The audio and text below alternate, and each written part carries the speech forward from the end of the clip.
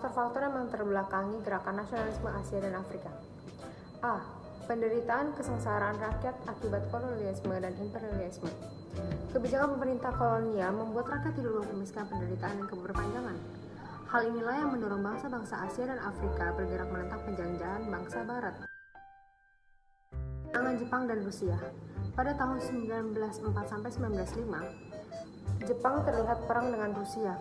Dalam perang tersebut, tentara Jepang menaklukkan Rusia. Keberhasilan ini membangkitkan semangat bangsa-bangsa Asia dan Afrika untuk bangkit melawan kekuasaan bangsa Barat di negaranya masing-masing. Secara keseluruhan, kesadaran sebagai satu bangsa yang terikat dalam satu identitas dan nasib yang sama baru muncul pada abad 20. Asia Afrika pada umumnya memiliki sejarah kejayaan di masa yang lampau. Sebelum masuknya kolonialisme dan imperialisme Barat, negara seperti Tiongkok, India, dan Mesir pernah mengalami kejayaan.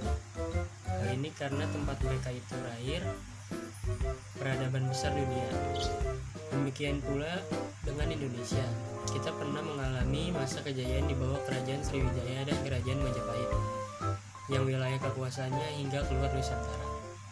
Kenangan akan masa lampau yang pernah jaya dan besar ini membangkitkan harga diri atau pride, semangat, serta motivasi untuk melepas diri dari penjajahan. Hampir di seluruh negara Asia dan Afrika, semangat yang menggerakkan sikap mengusir penjajah tidak hanya dilakukan dengan kekuatan senjata, tetapi juga melalui organisasi-organisasi nasional. Contoh organisasi pergerakan di Indonesia yang dibentuk oleh tokoh-tokoh terpelajar seperti Dr. Sutomo, Dr. Andes Muhammad Hatta, dan Insinyur Soekarno. Di India kita mengenal tokoh Mahatma Gandhi. Di Tiongkok ada Dr. Sun Yat-sen, dan di Turki ada Mustafa Kemal Pasha. Dengan kemampuan berpikir, wawasan, dan diplomasi para kaum terpelajar, ini menjadi kunci keberhasilan pergerakan di negaranya masing-masing. Terpelajar ini adalah kenyataan bahwa sebagian dari antara mereka sebelumnya menimba ilmu di Eropa. Contohnya Hatta di Belanda, Mahatma Gandhi di Inggris, dan sempat pula berkelana ke Afrika Selatan. Sementara sebagian lain menekuni ilmu-ilmu dari Barat.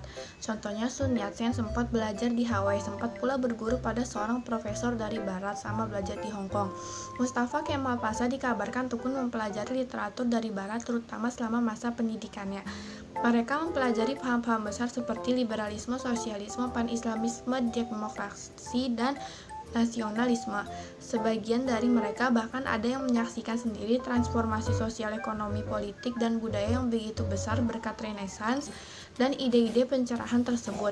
Mendapati negaranya sendiri masih dibelenggu penjajahan dan kemiskinan di segala bidang, mereka yang sudah tercerahkan oleh ide-ide besar ini menginspirasi perubahan dan bahkan menjadi pelopor gerakan nasionalisme di negaranya masing-masing.